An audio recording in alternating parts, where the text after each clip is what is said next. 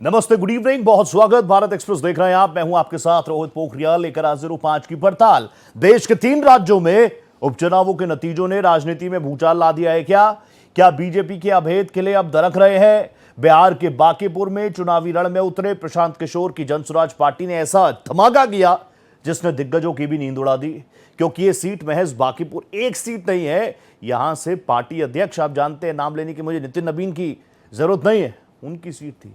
उनके बाद यहां पर चुनाव हुआ और यहां से प्रशांत किशोर ने जब पर्चा दाखिल किया था तभी कहा था मैसेज बड़ा होगा। उधर मध्य प्रदेश आ जाइए। दतिया सीट एक वक्त पर भारतीय जनता पार्टी का ऐसा गढ़ हुआ करता था जहां पर अगर आप कैमरा और माइक लेके घूमो, जब नरोत्तम मिश्रा जी वहां से विधायक थे, आप माइक और कैमरा लेके घूमिए, आपको कोई मिलेगा ही नहीं दूसरी पार्टी का। सब बोलेंगे हम तो नरोत्तम दादा कोई वोट देते हैं। लेकिन इस बार दतिया सीट पर क्या हुआ, वो पूरा इमोशनल ड्रामा सबने देखा। वहां पर भी पटक नहीं मिली।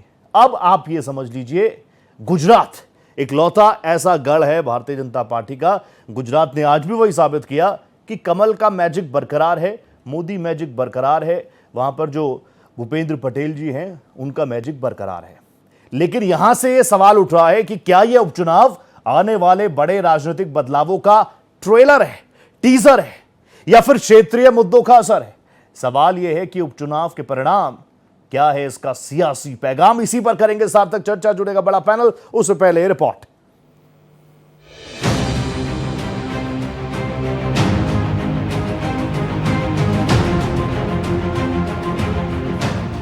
देश के 3 राज्यों की अहम विधानसभा सीटों पर हुए उपचुनाव के नतीजों ने राजनीतिक गलियारों में खलबली मचा दी है। एक तरफ बीजेपी के सबसे सुरक्षित गढ़ में सेंध लगती दिख रही है, तो दूसरी तरफ मध्य प्रदेश में कांग्रेस ने सत्ताधारी दल को जोरदार पटकनी दी है। बीजेपी के राष्ट्रीय अध्यक्ष रहे नितिन नवीन के गढ़ माने जाने वाले बांकीपुर में इस बार मुकाबला बेहद रोमांचक रहा। जनसुराज पार्टी के संस्थापक प्रशांत किशोर चुनावी मैदान में पहली बार उतरे और बीजेपी उम्मीदवार को पीछे छोड़ते दिखे। और जैसा कि चुनाव प्रचार के दौरान हम लोगों ने जो बात रखी थी, ये विधायक बनाने का चुनाव नहीं है, ये भाजपा के केंद्रीय नेतृत्व को ये संदेश देने का एक प्रयास है बिहार की जनता के द्वारा कि बिहार में किसी अच्छे व्यक्ति को मुख्यमंत्री बनाइए। आपको जनता ने 202 विधायक जिताए हैं। किसी अपराधी, किसी गलत चाल चरित्र चेहरा वाले व्यक्ति को बिहार का नेतृत्व मत दीजिए। मध्य प्रदेश की हाई प्रोफाइल दतिया सीट पर कांग्रेस उम्मीदवार घनश्याम सिंह ने बीजेपी के आशुतोष तिवारी के खिलाफ जोरदार बढ़त बना ली है। सबसे खास बात ये रही कि कांग्रेस उम्मीदवार ने न सिर्फ बढ़त बनाई, बल्कि वो बीजेपी के दिग्गज नेता और मध्य प्रदेश के पूर्व गृह मंत्री नरोत्तम मिश्रा के अपने पोलिंग बूथ पर भी आगे रहे। ये परिणाम बीजेपी के लिए चिंता का विषय है, क्योंकि दतिया में पार्टी की ये फजीहत स्थानीय स्तर पर बड़े बदलाव की ओर इशारा कर रही है। लेकिन इस राजनीतिक उठापटक के बीच गुजरात के वडोदरा की मांजलपुर सीट से बीजेपी के लिए सुकून देने वाली खबर आई है। यहाँ बीजेपी उम्मीदवार सतीश पटेल ने शानदार प्रदर्शन करते हुए बड़े अंतर से जीत दर्ज कर ली है। गुजरात ने एक बार फिर साबित कर दिया कि ये इलाका आज भी पार्टी का सबसे मजबूत अभेद किला बना हुआ है। तो कुल मिलाकर बिहार में प्रशांत किशोर की सेंध, मध्य प्रदेश में कांग्रेस का पलटवार और गुजरात में बीजेपी का परचम, इन 3 राज्यों के उपचुनाव ने देश की राष्ट्रीय राजनीति की हवा का रुख साफ कर दिया है। Bureau report, Bharat express.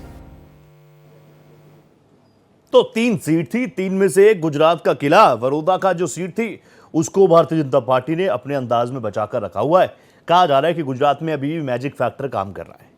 Bihar की बांकीपुर सीट साख की सीट बनी हुई थी, क्योंकि इस सीट से चुनकर आते थे पार्टी अध्यक्ष भारतीय जनता पार्टी के। और दतिया की अगर आप बात करें तो दतिया में भी कांग्रेस प्रत्याशी जीत चुके हैं और यह बड़ा झटका है भारतीय जनता पार्टी के लिए। मैं बता तो रहा हूं, दतिया हम घूमने गए थे मीडिया का काम से, शोज करने। हमें कोई विपक्ष का आदमी नहीं मिला, इसलिए शो को ड्रॉप करना पड़ा। वन साइडेड नजर आता, इसलिए हमने उसको ड्रॉप किया। एक वो वक्त था जब नरोत्तम मिश्रा, और इस बार तो आपने पूरा सारी चीजें देखी होंगी, सारी स्टोरी, इमोशनल जो चीजें थी इस बार दतिया विधानसभा चुनावों, उपचुनावों में शायद काम नहीं किया, और कहीं ना कहीं हो सकता है उसी ने काम किया हो। इसी पर बात करेंगे। मेरे साथ एक जबरदस्त पैनल जुड़ चुका है। मेरे साथ भारतीय जनता पार्टी के तेज तर्रार वक्ता प्रवक्ता राकेश पोदार साहब मुझे ज्वाइन कर रहे हैं। राकेश जी नमस्ते कर रहा हूं, बहुत दिनों बाद देख रहा हूं, अच्छा लग रहा है। मेरे साथ कांग्रेस के जाने माने वक्ता प्रवक्ता डॉक्टर राहुल यादव साहब जुड़ चुके हैं। डॉक्टर यादव नमस्ते कर रहा हूं, very good evening to you. मेरे साथ मनोज कुमार बैठा साहब जुड़ चुके हैं, प्रवक्ता है जनसुराज पार्टी के लिए। बड़ी गुड न्यूज आई है, बड़ा मैसेज दे दिया है जनसुराज पार्टी ने। तो मनोज भाई, आपको शुभकामनाएं भी हैं और स्वागत भी कर रहा हूं अपने शो पर। साथ ही जाने माने राजनीतिक विश्लेषक संजय राणा साहब भी मेरे साथ जुड़ चुके हैं डिबेट की ओपनिंग, क्योंकि कुछ जगहों से बीजेपी के लिए गुड न्यूज़ है, कांग्रेस के लिए गुड न्यूज़ है, जनसुराज के लिए गुड न्यूज़ है। मैं राजनीतिक विश्लेषक संजय राणा सर से शो की ओपनिंग कर रहा हूँ। संजय सर, मुझे बता दीजिए, सब कुछ ठीक रहा ना?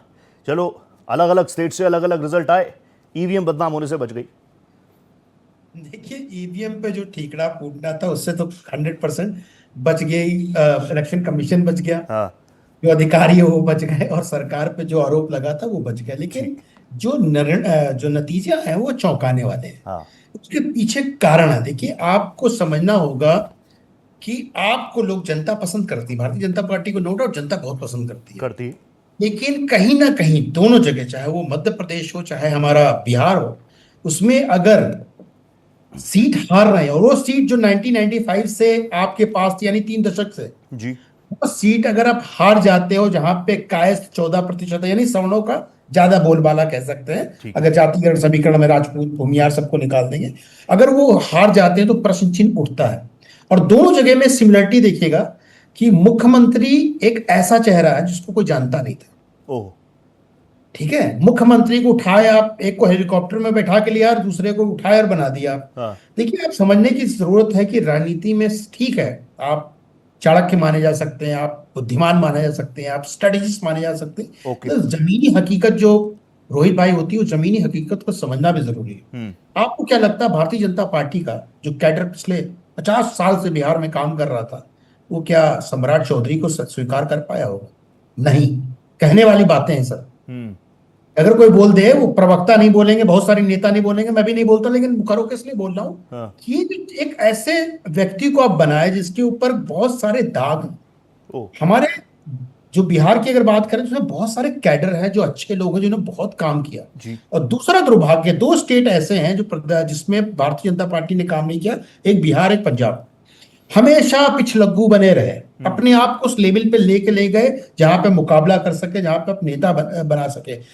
रहा मध्य प्रदेश की, देखिए मध्य प्रदेश में शिवराज जी की सरकार थी, शिवराज सिंह चौहान ने एकदम एक तरफा रहा, सब कुछ बढ़िया रहा। लेकिन यादव जी के आने के बाद से आपका समीकरण तो ऊपर ऊपर दिख रहा है कि आप पीडीए को भी अपने में मिला रहे हो, लेकिन जमीनी हकीकत से दूर। ओहो, उस पीडीए को पीडीए समझ पा रहा है, उस यादव को समझ पा रहा है कि आप पीडीए बनाए इसलिए आप जीत रहे हो? नहीं, वो मैसेजिंग नीचे तक नहीं जा रही है। और नरोत्तम मिश्रा, प्लीज समझिए, हम उनके पक्ष में भी नहीं है, विपक्ष में भी नहीं है। हाँ, कद्दावर नेता थे, उनको सम्मान पूर्वक उनको अगर विदाई दी जाती या कुछ ऐसा किया जाता तो सीट बच सकती थी। लेकिन एक तरफा होना रोहित भाई की, नहीं मैंने कह दिया, मेरा आदेश है, तुम्हें पालन करना पड़ेगा, तो इंदिरा गांधी को भी इंसान ने कहां से कहां पहुंचा दिया, देखा है, ओके, देश ने देखा है। तो उस चीज को परखना पड़ेगा, ये बहुत बड़ी बात है। मैं बोलता हूं, प्रशांत किशोर आज हार जाते, लेकिन अगर वो 6 से 12 राउंड में अगर आगे चल रहे थे तो मैं उनको जीत मानता हूं, उनकी जीत को मैं धन्यवाद देता, क्योंकि कहीं ना कहीं आईना दिखाता है किस पे, नितिन नवीन पे आईना दिखाता है, नेतृत्व पे, प्रदेश की कार्यशैली पे, वहां के नेताओं पे। तो बहुत सारे प्रश्न इस समय मंथन करने की जरूरत है इस समय भारतीय जनता पार्टी को। मैं गुजरात की बात इसलिए नहीं करूंगा कि गुजरात में कहीं ना कहीं एक तरफा है, और आने वाले 10 वर्ष तक, हो सकता है 20 वर्ष तक ऐसे रहे। मैं चाहता हूं देश में भी ऐसा माहौल बना रहे जैसा है, राम राज रहे, लेकिन भारतीय जनता पार्टी का चिंतन करने की जरूरत है कि 2 मत सीटें हार कैसे गए। ओके, अभी ये अच्छी चीज है। राणा साहब, वापस आ रहा हूं। मनोज भाई, इससे पहले भी कई बार आप बैठे मेरे साथ, हम जब पूरे बिहार विधानसभा का चुनाव चल रहा था, बहुत जबरदस्त अग्रेसिव अंदाज में तैयारियों के साथ आप आते थे। अब देखिए, बांकीपुर सीट निकाल ली प्रशांत किशोर जी ने। मैं तो कई एक्सपर्ट से बात कर रहा था, वो कह रहे थे बस यहां पर दिलचस्प बना दिया है, जीतेंगे नहीं, दिलचस्प बना दिया है, जीतेंगे नहीं। ये जीत का कैनवस कितना बड़ा देख रही है जनसुराज पार्टी, मुझे बता दीजिए आज। प्रशांत किशोर जी ने शुरुआत में ही कहा था ये मामूली जीत नहीं है, ये मामूली चुनाव नहीं है। अगर यहाँ पे कोई फेरबदल होता है, इसका धमाका दिल्ली तक जाएगा। यही कारण है कि 40 साल का जो भाजपा का ये टीला था, 40 महारथी उतारे गए थे, 40 साल का ये टीला बचा नहीं पाए। एक अभिमन्यु के रूप में प्रशांत किशोर ने सबको चैलेंज किया, और आज नतीजा हम लोगों के सामने है। ये सिर्फ जनसुराज की जीत नहीं है जी, ना प्रशांत किशोर की जीत है, ये भाजपा की बहुत बड़ी हार भी है। ओके। उनको ये समझना होगा कि जिस तरह से उनके अंदर अहम भरा हुआ है कि हम किसी को भी खड़ा कर देंगे, भाजपा का पट्टा पहना करके वो जीत जाएगा। लेकिन जनता ये समझ चुकी है कि अब एक काम कार्य नहीं करने वाला है। भाजपा अब तक क्या कर रही है, चुनाव किसी के नाम से लड़ रही है, अब मुख्यमंत्री किसी और को थोप दे रही है, अपनी आइडियोलॉजी थोप रही है, चाहे वो प्रत्याशी सक्षम हो या ना हो उसको थोप दे रही है। जनता इस बात को समझती है, जनता मुद्दों पर बात करना चाहती है।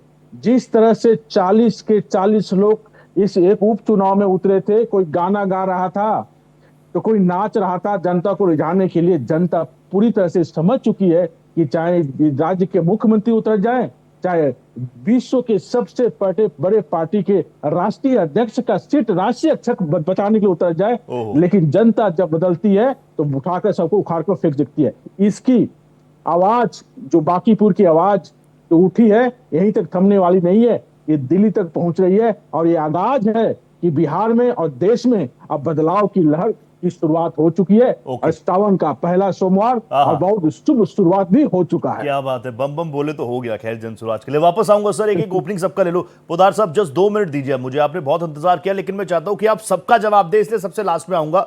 यादव जी, डॉक्टर यादव, आपको लग रहा है दतिया सीट पर जिस तरह का परफॉर्मेंस रहा, दतिया जिसको हम गढ़ कहते थे, यकीन मानिए मैं खुद उस जगह पर गया हूं, मां पीताम्बरा का आशीर्वाद लिया, पीताम्बरा पीट गया, वहां पर मैं घूमा है, ये 2018-19 की बात बता रहा हूं, घूमा मैं वहां पे, मुझे एक शख्स ऐसा नहीं मिला जो मेरे कैमरे पर या मेरी माइक आईडी पर ये बोल दे कि मैं बीजेपी के अलावा या नरोत्तम दा के अलावा किसी को वोट करता हूं।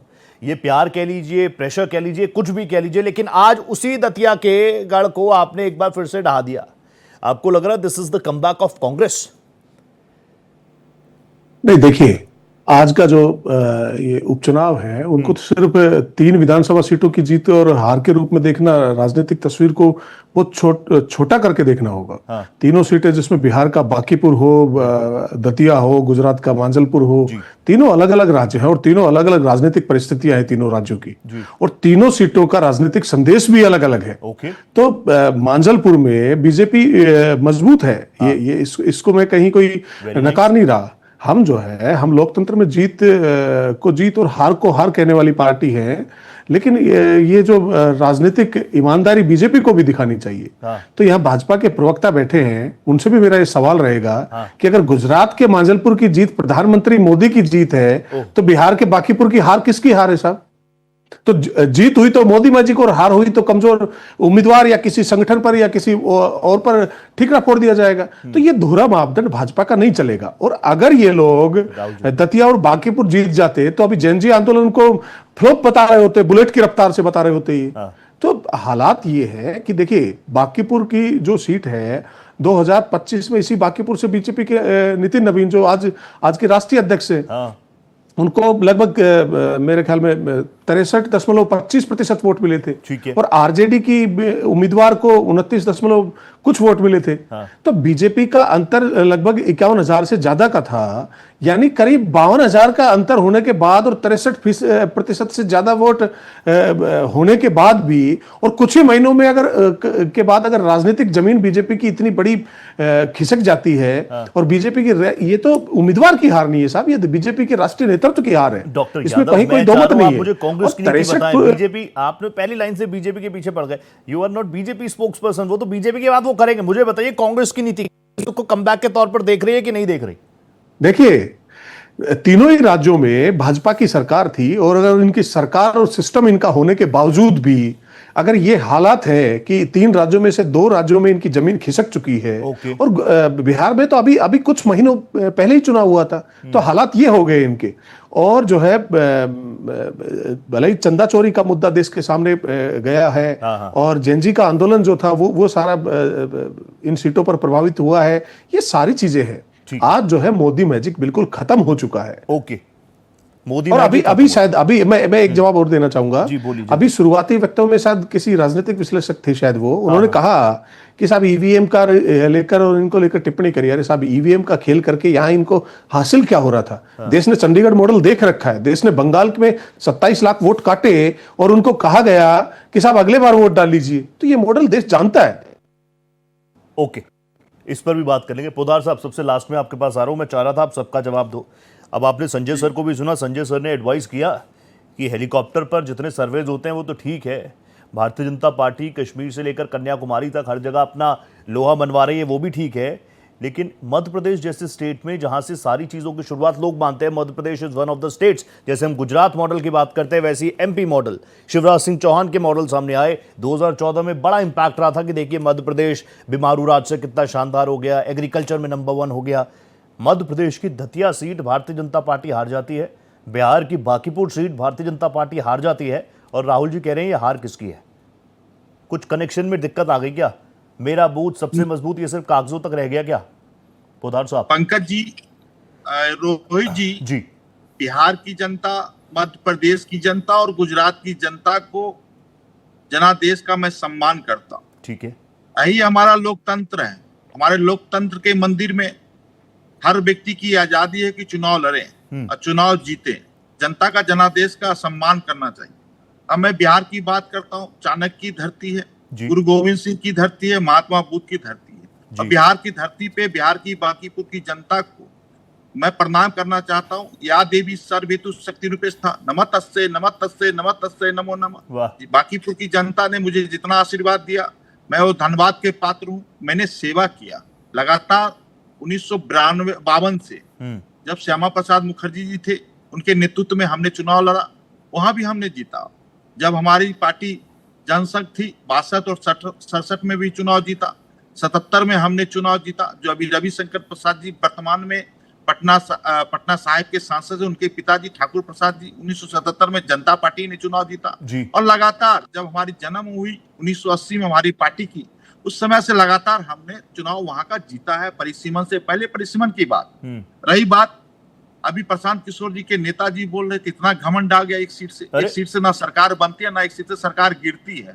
मैं तो जनता को कहना चाहता हूं कि अभी तो इनको पत्र भी नहीं मिला है और इनका घमंड दिखने लगा मनोज जी का कि बिहार की जनता, अरे बुद्ध की धरती है, चाणक्य की धरती है, सीखी है 13 करोड़ जनता से, हमने सीखा है लगातार। और कांग्रेस जो यहाँ बोल रही थी 1977 से कांग्रेस गायब, कहाँ चली गई कांग्रेस? 1977 अभी तक तो किसी की शादी हो जाए तो बच्चे भी हो जाएंगे, उनके भी बच्चे हो जाएंगे, पोते वाले बन जाते हैं, लेकिन कांग्रेस अभी गायब। अब राहुल गांधी जी के नेतृत्व में एक बात कर रहे हैं। कौन सा राहुल गांधी जी? राहुल गांधी जी की छोटी सी बात बोलूंगा, अभी ये बोल नहीं पाएंगे। राहुल गांधी जी विपक्ष के नेता बने हैं 2024 और 26 के बीच में। एक बार भी लोकसभा में उनके अभी तक उपस्थिति जाहिर नहीं है, एक भी सिग्नेचर नहीं है। ये कहते क्या है? ये लोग लपातागंज वाले नेता हैं। लपातागंज सुने होंगे, लपातागंज है विदेशों में, आजकल विदेश में एक लपातागंज बना है, वहां पे चले जाते हैं हमारे बिहार के विपक्ष। नींद से आए कुछ सुन कर आए? सुन लीजिए, अरे सुन लीजिए भैया, मैं तो बहुत देर से सुन रहा था। सभी कह रहे नेता प्रतिपक्ष की उपस्थिति नहीं है, सभी की बातों का, मेरा भी सुन लीजिए, सुनिए। गजब की बात कर रहे हैं। नेता है बिहार विपक्ष के नेता तेजस्वी प्रसाद यादव जी, वो लपातागंज में रहते हैं। बिहार का चुनाव आता है, 2 दिन बाद आते हैं। जब चुनाव की वोटिंग होनी थी 28 तारीख को आते, 30 को वोटिंग थी, वो आते हैं। और हमारे एक नेता है देशों का, जो विदेश में लापतागंज में रहते, इटली में रहते, कहाँ रहते हमें पता नहीं। जब बिहार देश का मानसून सत्र आते तब आते हैं, तब ये लोग नेता नहीं है। और मैं रोहित जी एक चीज बता देना चाहता हूँ, 4 अगस्त 2025 को सुप्रीम कोर्ट ने भी कहा राहुल गांधी जी नेता नहीं, उम्र 55 का है लेकिन सोच बचपन का है, उनका आज भी सोच बचपन का है। सुप्रीम कोर्ट ने कहा सुप्रीम कोर्ट ने कहा अरे सुप्रीम कोर्ट ने कहा नहीं कहा सर, आप गलत या बैठ के भाषण करोगे और झूठ फैलाओगे? कहा सुप्रीम कोर्ट ने? एक एक पोल खोला हूं तो चिल्ला बैठ के बकवास करेंगे, नशे में? अरे मैं बकवास नहीं कर रहा हूं भैया, मैं सुप्रीम कोर्ट तारीख बता रहा हूं। नशे में हो क्या? चलिए दिखाइए। 2025 का। अरे काहे चिल्लाते हैं मेरे भाई, काहे चिल्लाते हैं? आप बोल रहे तो मैं सुन रहा था। अब मोदी जी झूठ फैलाओगे, झूठ फैलाओगे, आपकी बकवास करोगे। अरे राहुल भाई, सुप्रीम कोर्ट ने कहा, कहाँ कहा है सुप्रीम कोर्ट ने? पटरी पे आता हूँ, एक एक लाइन पे। अरे भाई दिखा दीजिए। नहीं आगे नहीं बढ़ने दूंगा, पहले मुझे बताइए कहाँ कहा है सुप्रीम कोर्ट ने? अरे राहुल जी, बैठ के बकवास करोगे, झूठ फैलाओगे, थेथराई करोगे, सीख लेते। अरे सुन लीजिए भाई, कांग्रेस वाले काहे हल्ला करते हैं? आप कम से कम जवाहरलाल नेहरू जी से सीख लेते हो। कहते नीति भी होनी चाहिए, नियत भी होनी चाहिए। जब तक ये बात करी आपने। अब आए भाजपा के प्रवक्ता की पिच पर, उन्होंने काम वो कहते हैं नेहरू जी की पिच पर बात। अब शायद आपका नशा कुछ खुला है। अरे काहे चिल्लाते हैं? 3 महीना 13 में काहे चिल्लाते हैं? चिल्लाइए मत। जनादेश मिला है प्रशांत किशोर जी को, मैं उनका सम्मान करता हूँ। जनादेश दिया, अच्छी बात है, देना भी अरे चाहिए। किस किस का उनकी भी सम्मान छवि देखने करोगे? की आप बिहार की तो जनता की सीटों तीन पे में से एक दिखना शुरू तीनों हो राज्यों में गया। आपकी सरकार आज से है देखना शुरू, अरे सुन लीजिए, और 2 में हार गए आप। जैन जी ने नकार दिया आपको। अरे भैया कहा है पहले ही राउंड में आप चिल्लाने लगे, अगर सेकेंड नहीं, आप राउंड बता थर्ड दीजिए राउंड मुझे होता तो सुप्रीम अच्छा कोर्ट ने लगता। कहा राहुल जी को लेकर रोहित टिप्पणी जी- करी? रोहित जी अभी से बताइए चिल्लाने मुझे। लगे, अभी से अरे भाई, चिल्लाने टिप्पणी लगे कहाँ कि करी देश है? चलाना है कि नहीं चलाना, देश में कुछ काम करना है कि नहीं झूठ करना है। फैलाओगे? अरे देश नहीं, के लिए झूठ काम फैलाओगे? करना है तो अच्छी बातें लाइए ना, नीति लाइए, नियत लाइए, नेता लाइए। अच्छा एक बात बताइए रोहित, और अभी ये बहुत अच्छा बोल रहे थे रोहित जी, मेरी बातों को खा गए। राहुल गांधी जी नेता नहीं बन पाए। अगर नेता होते तो कितने विधानसभा का चुनाव, लोकसभा का चुनाव, उनका विरोध कौन करता है? दिग्विजय सिंह करता है, कमलनाथ करता है, मणिशंकर अय्यर करता है। राहुल गांधी जी का विरोध हम थोड़ी करते हैं। इनके कांग्रेस के नेता ही कांग्रेस के नेताओं का विरोध करता है। राहुल गांधी का नेता कैसे बन गए भैया? सुप्रीम कोर्ट कह रहा है, कांग्रेस कमेटी आईसीसी कह रही है, 24 अकबर रोड से जहां कांग्रेस चलती है वहां विरोध होता है राहुल गांधी जी का। ये हमें क्या सिखाएंगे? This is not about अरे राहुल देश गांधी सभी today. का है।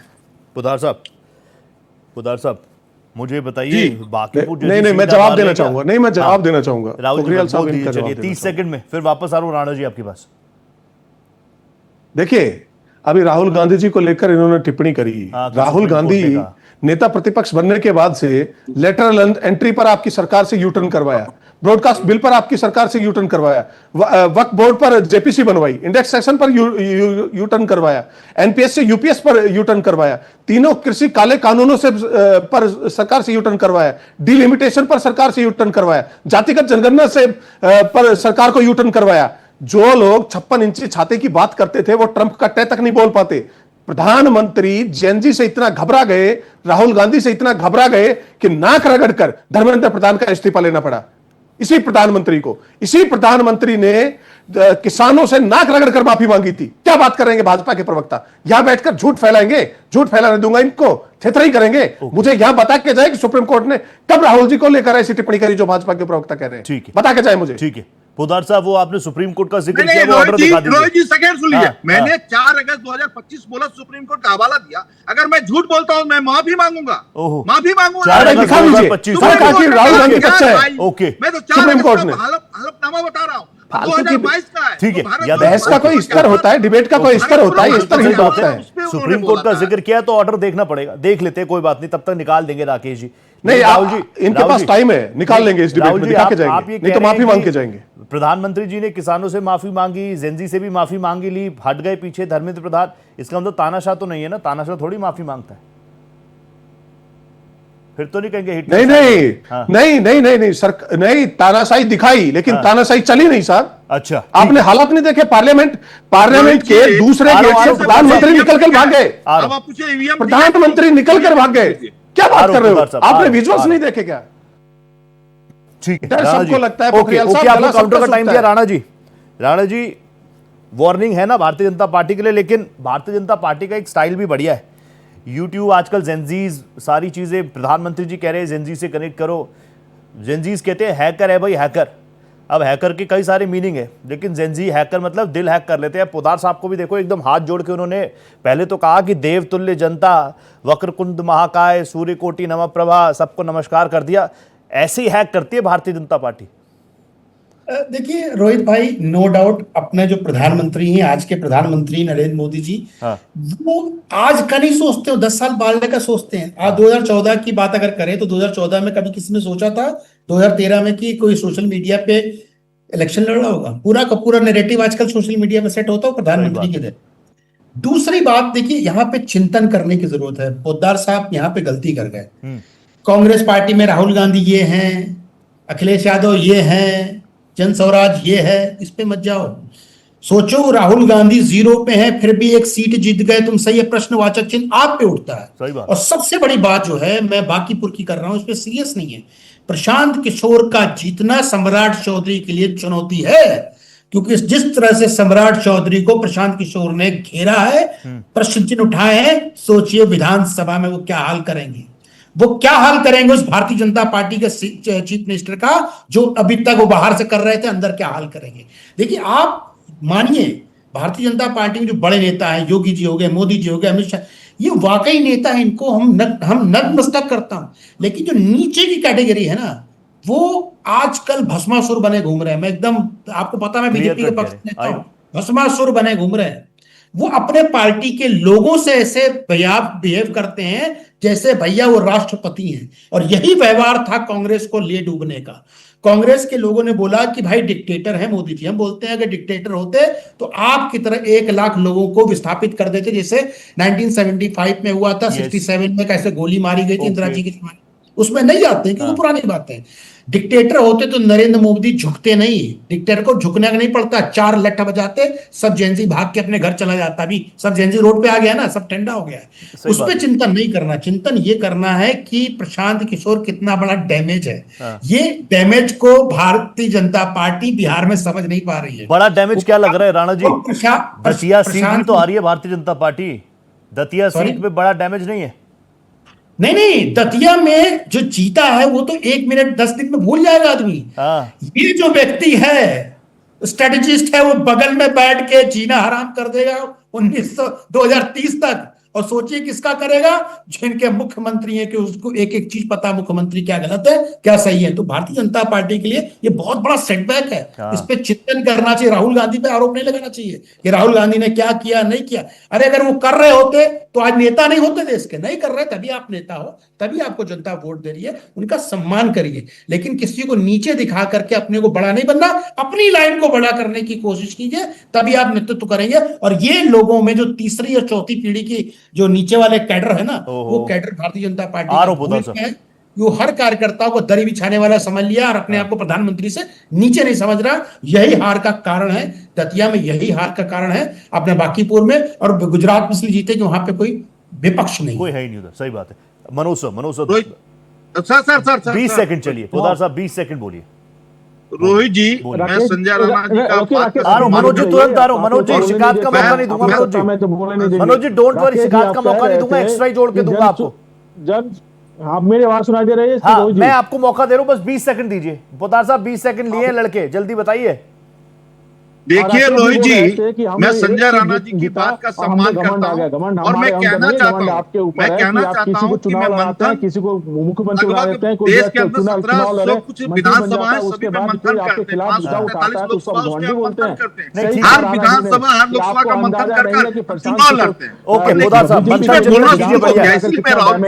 इस पर कार्य करने की आवश्यकता है। प्रजातंत्र में हार जीत होती रहती है। हमारी पार्टी नहीं है, नहीं होने के बावजूद भी हमारा एक विधायक जीता है। उस खेमे से जीत के आया है जहां पे बीजेपी का गढ़ बना जाता था। उसमें 40 के 40 आपके महारथी वहां पे खड़े थे। इतने 40 महारथी एक साथ खड़ा होकर के अगर पेपर लीक होने को रोकने की प्रयास करते तो पेपर लीक नहीं होता। अगर 40 के 40 महारथी जिस मुस्तैदी से बांकीपुर में एक अयोग्य प्रत्याशी को जिताने में लगे थे, अगर इतनी सजगता उन्होंने राम मंदिर के चंदा रोकने में दिखाई होती तो शायद आपकी ये दुर्दशा नहीं होती। अभी तो देखिए, अभी शुरुआत है, आगे आगे होता क्या है। इस तरह से आप लोग अपने अहम से आप किसी को भी खड़ा कर देंगे, किसी को विधायक बना देंगे, किसी को भी मंत्री बना देंगे तो देश का भंडार होगा ही। शिक्षा आपसे सुधर नहीं रही है, करप्शन हट नहीं रही है। मुख्यमंत्री ऐसा बना दिया जिसकी छवि चरित्र सबको पता है, उसके बाद भी आप कहते हैं कि घमंड हमारे ऊपर है। हम घमंड नहीं है, हम मुद्दा लेके आए हैं, हम मुद्दा से लड़ाई लड़ रहे हैं, आगे भी मुद्दा से लड़ाई लड़ेंगे। मुझे सुन पा रहे हैं ना मनोज कुमार बेटा साहब, सुन रहे हैं ना मुझे? जी सुन रहा हूं मैं जी। मुझे बताइए जीत किसकी है? प्रशांत किशोर के चेहरे की जीत है, स्थानीय मुद्दों की जीत है, संगठन की जीत है? जीत किसकी है? या फिर जो आप पूरी इतनी सारी वो अचीवमेंट्स गिना रहे हैं भारतीय जनता पार्टी की कि किस चेहरे को बना दिया, क्या उनका रिकॉर्ड है, नीतीश जी को पीछे कर दिया, उन मुद्दों की जीत है? जीत किसकी है? मुद्दों की जीत है सर ये। हाँ। हम नहीं बोलते प्रशांत किशोर की जीत है या किसी की जीत है। अगर ऐसी बात होती तो इतने बड़े बड़े चेहरा उतारा गया था विधानसभा के प्रचार में, अभी भी बांकीपुर में, वो जीत जाते। लेकिन ऐसा हुआ नहीं। जनता हर बात को समझ रही है कि जनता के साथ क्या खिलवाड़ किया जाता है। अरे उस समय 2025 में ही इनकी नैया डूब जाती, लेकिन 10,000 रुपए बांट करके लोगों के वोट खरीदे गए, तब जाके सत्ता में काबिज हुए हैं। उसके बाद जनता के बीच में जाकर के चेहरा किसी और को दिखाते कि ये मुख्यमंत्री होंगे और मुख्यमंत्री किसी और को थोप दिया था। यहाँ बनाया नहीं जाता है, थोप दिया जाता है। अरे कोई भी ना चुनाव लड़े ही मंत्री बन गया। अब देखिए इस देश की इस राज्य की दुर्दशा, इसकी जीत है। जनता समझ चुकी है कि ये हमारे साथ खिलवाड़ कर रहे हैं, इसलिए जनता ने एक विकल्प के रूप में, एक पढ़े लिखे व्यक्ति के रूप में जो मुद्दों पे की बात करता है, विधानसभा में जाकर के जो सत्ता है उनकी कमियों को दिखाएगा, उनको आईना दिखाने का काम करेगा। इसलिए प्रशांत किशोर जी को जीत करके जनता अपनी जीत जाहिर करते हुए उनको विधानसभा में भेजा है। राहुल जी मतलब अब ऑल्टरनेट के तौर पे जनसुराज को देखा जाएगा। देखिए, मैं जो बात कह रहा हूं वो ये है कि राजनीति में पैमाने एक ही होते हैं। ठीक है, जहां भाजपा जीते वहां तो मोदी में जीते, और जहां भाजपा हारे वहां के इनके कोई स्थानीय कारण होते। ये सब नहीं चलता साहब। आज जो है मांजलपुर प्रधानमंत्री मोदी की जीत भाजपा बता रही है, तो बांकीपुर और दतिया की हार भी प्रधानमंत्री मोदी की है और इनके नेतृत्व की है। अगर जीत जो है राष्ट्रीय नेतृत्व की उपलब्धि है, तो हार राष्ट्रीय नेतृत्व के लिए आत्ममंथन का विषय है होगा। और जो लोग देश के युवाओं और छात्रों और जेएनजी की आवाज को लगातार खारिज करते थे, उनको अब यह समझना होगा कि आज का युवा सिर्फ नारे नहीं सुनता साहब, वो रोजगार भी पूछता है, वो पेपर लीक पर जवाब भी चाहता है सरकार से, वो भर्ती भी मांगता है, वो महंगाई पर सवाल भी करना चाहता है। राहुल गांधी झारखंड कब जा रहे हैं? और जब उसे मौका मिलता है तो राहुल गांधी झारखंड कब जा रहे हैं? माननीय एक उपचुनाव पूरे देश का जनादेश नहीं, राहुल गांधी झारखंड कब जा रहे हैं? एक उपचुनाव 2027 उत्तर प्रदेश के चुनाव को भी तय करेगा।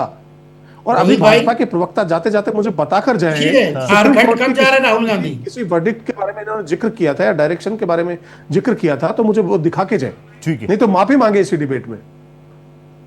ओके, पोद्दार साहब बताइए। पोद्दार साहब जी, पोद्दार साहब मुझे बस जल्दी से बता दीजिए, सब कह रहे हैं कि जीत हुई तो प्रधानमंत्री मोदी की, संगठन की, हार हुई तो किसकी? देखिए, बांकीपुर की विधानसभा की चुनाव बिहार में था। बांकीपुर पे तीनों सीटों के बारे में बात करिए ना। आप तो कोर्ट का जो ऑर्डर दिखा रहे थे वो दिखाइए पहले। अरे यादव जी, बांकीपुर से बाहर भी आइए। अरे यादव जी, हम कमजोर हैं, थोड़ा कोर्ट का ऑर्डर बताइए। दिया जाए। अरे भाई ऐसे नहीं बोलने दूंगा, हाथ जोड़ने से काम नहीं चलेगा। माफी मांग लीजिए। अरे भाई प्रधानमंत्री मांग लेते हैं, आपको क्या तकलीफ है? मांग लीजिए। अधिकार है क्या आप नहीं दिखा पाएंगे? आप झूठ बोल रहे थे। कहा चिल्लाते हैं, अब हम चिल्लाना बोल दीजिए, आप झूठ बोल रहे थे। अरे अभी आप कह रहे थे, बोल दीजिए, आप झूठ बोल रहे थे। जुड़ा हुआ है राहुल गांधी दिखा के जाइए। प्रधानमंत्री एक बार ट्वीट करते हैं, मिलियन में चले जाते हैं। देश की आबादी का लगभग 40% अरे भाई सुप्रीम कोर्ट का ऑर्डर दिखाइए। अब क्या राहुल जी बोलिएगा? ऐसे भागने से काम नहीं चलेगा, ऐसे भागने से काम नहीं चलेगा। जब हमारे राज्यसभा में आता है तो आपके जैसी भगोड़ी सरकार है वैसे ही भगोड़े प्रवक्ता भेज देती है। लोकसभा में विपक्षी नेता राहुल गांधी कहते मेरे माइक बंद कर दिया। नीट पे बोलना होता है, कमेटी जब बनती है। और एक बात कहना चाहता हूँ, जनता के सामने तो गुमराह कर रहे हैं। जब हमारे राजनाथ सिंह जी ने रविवार के दिन सर्वदलीय बैठक बुलाई, आपके प्रतिनिधित्व कांग्रेस का नेता वहां कर रहा था। जब हमने 8 विषयों पर बिल पर चर्चा करने की बात की तो आपने समर्थन दिया। राजनाथ सिंह जी ने तो यह भी कहा था कि ये सरकार में इस्तीफा नहीं होते साहब। इस्तीफा हुआ कि नहीं हुआ? राहुल गांधी ने इस्तीफा इस सरकार से घुटनों पर लाकर करवा दिया। अरे इस देश की जेएनजी ने जिनके नेतृत्व में काम कर रहे हैं वो आज तक, और इसका नुकसान आपको भुगतना पड़ा है। उनको नेता बनाइए और आने वाले चुनाव में उत्तर प्रदेश में देखिए, अभी नजदीकी राज्य बिहार से राहुल जी क्या हालत होने जा रहा है भाजपा का। कुदरती आपका नाम भी राहुल है, उनका भी राहुल है, सुनते हैं नहीं। सुना कीजिए, देश की जनता की आवाज सुना कीजिए। आप तो ऑर्डर दिखाइए तभी सुनूंगा। अरे सुप्रीम कोर्ट का ऑर्डर दिखाइए। आपका इंडी गठबंधन है, आप ही का इंडी गठबंधन सुप्रीम कोर्ट का ऑर्डर दिखाइए। सांसद है पाटलिपुत्रा से, मीसा बात ही करती है, भारतीय जनता पार्टी चुनाव जीत गई तो आप लोग में आपस नहीं बनता है। पंकज रोहित जी, आज ही मीसा भारती जी ने कहा, दीजिए ना, दतिया में नरोत्तम मिश्रा ने चुनाव हरवा दिया। लोकतंत्र में चुनाव जीतती है मीसा भारती, भाग रहे हैं। क्या बोलेंगे राहुल जी? ओके, नहीं वो ऑर्डर की बात करें राहुल जी। पोद्दार साहब वो दिखा दीजिएगा ऑर्डर, वरना मुझे ढूंढना पड़ेगा, मेरी रिसर्च टीम लग जाएगी काम पे। संजय जी आप मुझे बता दीजिए अब यहां से आगे क्या। बीजेपी तो हर सीट पर कहती है हमारा सर्वे रहता है, फिर इतनी सारी गलतफहमियां कैसे? देखिए यहाँ पे गलतफहमियां नहीं है। यहाँ पे आपको समझना पड़ेगा आरजेडी का वोट परसेंटेज कितना कम हुआ है। अगर पिछले बार का देखेंगे तो आरजेडी का तकरीबन वोट प्रतिशत 30% था, वो घट के तकरीबन 8 से 9% हो गए, तो 20% का तो ये गैप हो गया है। ये 20% की भैया देखिए, आपको ना चेहरा चाहिए। बीजेपी को अगर या जेडीयू को लोग पसंद नहीं कर, दूसरा आरजेडी के पास जाना नहीं चाहता, तीसरे विकल्प के तलाश में था और तीसरा विकल्प उनको जन स्वराज के रूप में मिला है। और नो डाउट प्रशांत किशोर का चेहरा बड़ा है, काम भी अच्छा करते हैं और बातें उनकी बड़ी अच्छी हैं। तो लोगों ने उनको एक चांस देने की कोशिश की। अगर ये चुनाव 25 में लड़ जाते तो 1-2% वोट जरूर पाते, हो सकता है 7-8 सीटें भी आती, और ये 7-8 सीटें हो सकती 2030 में भारतीय जनता पार्टी के लिए कष्ट की बात हो जाती, लेकिन वो लड़े नहीं। अभी जो समीकरण है ऐसा नहीं है कि लोग अलग हो गए हैं, लोगों में कुछ मासूम वो है, क्या कहते हैं, एक तरह से रोष है। और रोष का कारण क्या है, ये भारतीय जनता पार्टी को चिंतन करना पड़े, क्योंकि उस क्षेत्र में समण ज्यादा है। मैं बार बार बोल रहा हूं, 14% तो हमारे लाला भाई हैं, 7% राजपूत है, 4 से 5% भूमियार है, और बाकी जो ओबीसी वर्ग है, सब मिलाकर के अच्छा खासा परसेंटेज होता है। और वो परसेंटेज अगर आपसे दूर जा रहा है, इसका मतलब उसका कारण क्या हो सकता है, उस पर चिंतन करने की जरूरत है। प्रशांत किशोर के लिए बड़ी जीत इसलिए है कि नितिन नवीन को एक तरह से उन्होंने हराया है, उन्होंने भारतीय जनता पार्टी के अध्यक्ष को हराया है। और दूसरी बड़ी बात है कि एक तरह से मिरर सीट थी, जो कहीं ना कहीं भारतीय जनता पार्टी इमेज, यानी जो सम्राट चौधरी का पहला चुनाव है मुख्यमंत्री बनने के बाद, और ये सीट हारना यानी सम्राट चौधरी के ऊपर भी बहुत बड़ा प्रश्न चिन्ह है। पैटर्न भी चेंज हुआ है क्या राणा जी? राणा जी, एक पैटर्न होता है ना, हम लोग बिजनेस स्टडीज पढ़ते हैं तो बताते हैं कि ऊपर से एक मैसेज जाएगा, ऊपर से नीचे तक मैसेज आएगा, उस मैसेज में बिल्कुल क्लैरिटी रहेगी, हर कोई बड़ा कुछ कहेगा, जो नीचे वाले पद पे है उस बात को मानेगा। This is called discipline. लेकिन बीजेपी में तो हम देखते थे ना कि एक आम कार्यकर्ता क्या अपनी रिपोर्ट दे रहा है, नीचे से ऊपर वाला जो पूरा पैटर्न था। सर रोहित भाई बदल चुका है, मानिए मैं भी कार्यकर्ता हूं, बदल चुका है, नीचे वालों की कोई सुन ही नहीं रहा है। यही पैटर्न बदला ना, सुन रहा है, सुन ही नहीं रहा है। ओके, मैं बोल रहा हूँ शीर्ष नेतृत्व तो चाहता है कि नीचे वालों की सुने, जो बीच वाले हैं वो हवा में है। वो सांसद, अगर ये कार्यकर्ता है ना, महामंत्री, वो अपने आप को सांसद समझता है, और जो सांसद है वो प्रधानमंत्री से नीचे नहीं समझता है। समस्या यहाँ पे डिस्कनेक्ट होते जा रहा है। और प्रधानमंत्री मोदी को लोग वोट देते हैं, उत्तर प्रदेश में योगी को वोट देते हैं, लेकिन बिहार में ना योगी है ना मोदी है, तो इसलिए बिहार में बंटाढार हो चुका है। इसलिए ये प्रॉब्लम है, समझने की जरूरत है, ये समझना पड़ेगा। पोद्दार साहब देखिए, पोद्दार साहब, राहुल जी आप दोनों पड़ गए एक विषय में। पोद्दार साहब ने कह दिया, क्योंकि टीवी डिबेट्स में कह देते हैं, देखिए ये जो पूरा केस है जिसके बारे में पोद्दार साहब ने बताया, अब राहुल जी कह रहे हैं जब तक क्लैरिटी नहीं होगी हम आगे भी नहीं बढ़ेंगे।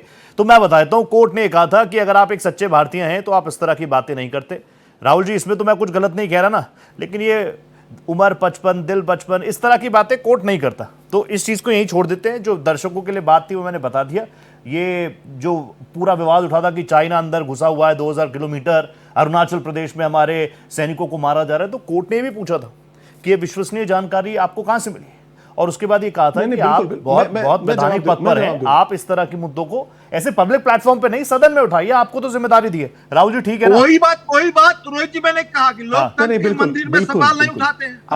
आपकी मैं रिसर्च टीम की आपकी तारीफ करता हूं कि आपने इसको दिखवाया, क्लैरिटी जानी चाहिए राहुल भाई, खोज किया। लेकिन चाइना को लेकर भी आपने एक टिप्पणी रखी, मैं उसको भी लेकर के दूं। सदन में भाजपा के अरुणाचल प्रदेश के सांसद काफिर गांव का बयान है साहब, एंथेटिक बात बोला, उन्होंने कहा कि चाइना हमारे अंदर घुस चुका है।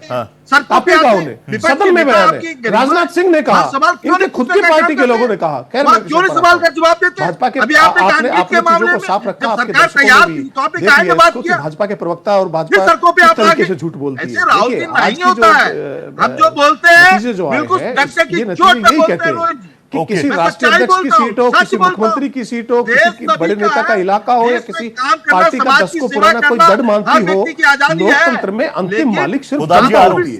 इसलिए बीजेपी के बैठे हैं, मैं उनसे कहना चाह रहा हूं कि मांजलपुर की जीत का जश्न मनाइए, आप बिल्कुल मनाइए, लेकिन बांकीपुर और दतिया का भी संदेश पढ़ना मत भूलिए। जीत को मोदी मैजिक करेंगे और हार की जिम्मेदारी से भी मोदी जी नहीं बांध सकते। तो लोकतंत्र में कोई सीट किसी की जागीर नहीं होती, किसी नेता का किला नहीं होता, और किला और जागीर जो है वो जनता बनाती है, ये नेता नहीं बनाते। अभी जब राणा जी जैसे विश्लेषक जो 2 बार भाजपा के कार्यालय में जाते हैं, आपके उनके अच्छे संबंध है, मैं राणा जी से भी कहूंगा कि इन्होंने भाजपा को आईना दिखा दिया तो कितने बुरे हालात हैं इनके निचले स्तर पर, इनके संगठनात्मक हालात कितने बुरे हैं। जिनकी पहचान है भाजपा का पक्ष रखने की। अच्छा यादव जी, अगर राणा जी कांग्रेस को टिप्स दे तो इसी तरीके से वेलकम करेंगे आप जी? नहीं, राणा जी रोज कांग्रेस को सलाह देते हैं। हाँ, रोज देते हैं, वेलकम है ना। आज ही भाजपा का दे रहे हैं। मैंने शुरुआत में अपने शुरुआती वक्तव्य में कह दिया था कि ये जो लोग ठीकरा फोड़ेंगे जीत का तो मोदी मैजिक का, और बाद में संगठन का और निचले कारणों का फोड़ेंगे। देखिए विश्लेषक साहब उसी लाइन पे आए, मैंने अपने शुरुआती वक्तव्य में कहा जी। अच्छा राकेश जी, अब आप आजिए। राकेश जी, पहली बार चुनाव लड़े और कितना बड़ा मैसेज देगा प्रशांत किशोर। दतिया में क्या कुछ रहा वो राणा जी पहले ही बता चुके हैं। राणा जी आप लोगों को एडवाइस भी कर रहे हैं कि पहले जो नीचे से मैसेज ऊपर जाता था, मेरा बूथ सबसे मजबूत, मेरा कार्यकर्ता मेरा देवदूत, वो सारी चीजें भूल गई है बीजेपी? या बीच में जो भस्मासुर बैठे हैं उनको फिल्टर करना पड़ेगा अब? देखिए, शीर्ष नेतृत्व का काम है कि किनकी सुनता है क्या नहीं करता है, वो शीर्ष नेतृत्व का काम है। और शीर्ष नेतृत्व सबकी सुनता है। हमारे यहाँ ऐसा नहीं, हमारे यहाँ ही लोकतंत्र है हमारी पार्टी के अंदर। और रही बात जो चुनाव हमने हारा है, जनता का जनादेश का सम्मान करता हूं, उस सीट पर भी हम मंथन करेंगे। हम हर सीट पे मंथन करते हैं, हर बूथ का मंथन करते हैं। क्यों हारा है, कैसे हारा है, कौन सा घर ने हमको वोट नहीं दिया, कौन सा घर में हमने सरकारी योजनाओं को पहुंचाने का काम नहीं कर पाया। हम मानते हैं उस बात को, कहीं ना कहीं हमारी कमी होगी। हमने अपने सरकार की दी हुई योजनाओं को हम घर तक नहीं पहुंचाए, इसीलिए हमने हारा है। आगे से हम काम करेंगे। और अच्छी बात है, बांकीपुर में अगर हम विपक्ष में रहेंगे, बांकीपुर की विधानसभा की बात कर रहा, अगर विपक्ष में मैं और काम करूंगा और अच्छा से करूंगा, हर घर जाऊंगा, जहां हमें वोट नहीं मिला उसे समझाने का काम करेंगे। रही बात, दूसरी बात, किसी को घमंड नहीं आना चाहिए। जनता ने जनादेश दिया है आपको, आप उसका सम्मान कीजिए। और माननीय सम्राट चौधरी जी पे जो काम बोलते हैं, सम्राट चौधरी जी ने 55,000 वोटों से चुनाव जीता है, इतिहास गवाह है। और आप बोलते हैं, और सम्राट चौधरी जी आज के नहीं, 2002 से लगातार वो मंत्री परिषद में रहे, मंत्रालय चलाने का काम किया, नगर विकास। आज मेट्रो देख रहे माननीय सम्राट चौधरी जी का है, जब नगर विकास में तो उन्होंने मेट्रो लाने का काम किया, उन्होंने काम ही किया। हमारे आरजेडी वाले थे, हम विकास के रास्ते पे चलेंगे। बिहार के अंदर डिग्री कॉलेज 211 उन्होंने खोलने का काम किया, सड़कें बनाने का काम कॉलेज है मान्यवर, 211 डिग्री कॉलेज, खुद एक ग्रेजुएट नहीं है, 211 डिग्री कॉलेज खोल लिए। देखिए पोद्दार साहब, देखिए मैं आपके पक्ष में रहता हूं, लेकिन इतना भी झूठ नहीं बोलना चाहिए आदमी को। 211 डिग्री कॉलेज खुल गए हैं बिहार में।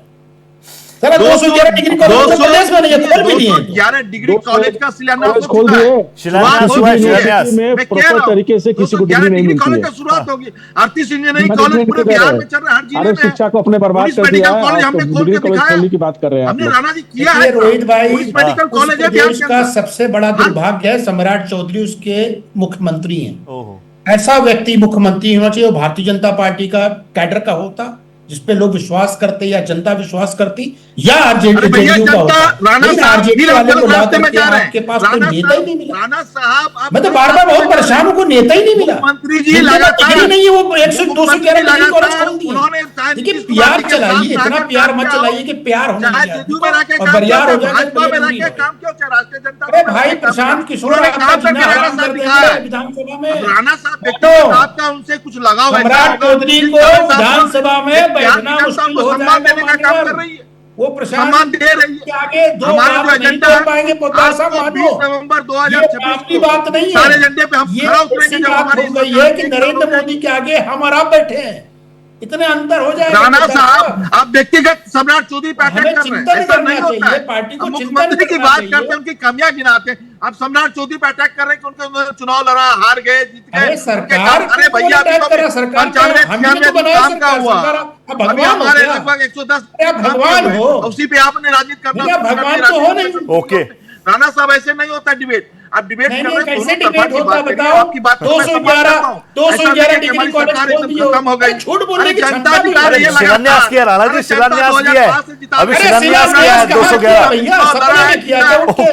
ओके, मैं तो जा रहा हूँ, बीजेपी इस तरह के टिप्स एंड ट्रिक्स लेते रहे, फायदा आप ही का होगा। अगर राणा जी की बातें यादव जी कह रहे हैं, डॉक्टर यादव कह रहे हैं कि वो तो रोज कांग्रेस को टिप्स देते थे, अब बीजेपी को दे रहे हैं, ले लो।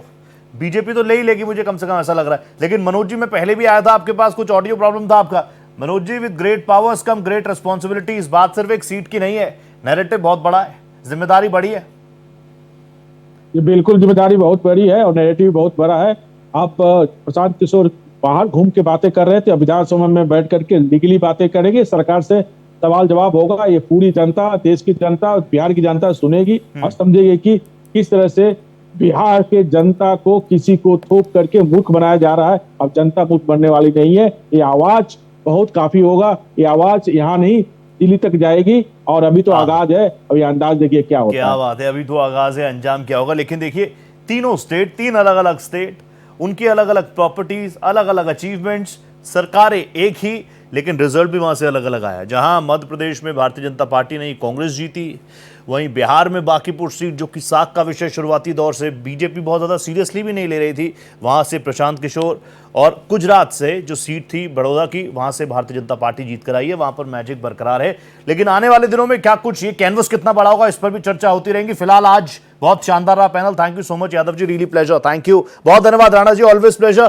Thank you so much Poddar ji, आप आते हैं शानदार लगता है। और बेटा साहब, थैंक यू सो मच, आप आए, बहुत बहुत धन्यवाद। तो 5 की पड़ताल में आज इस खास चर्चा में मेरे साथ इतना ही। दीजिए इजाजत, नमस्कार।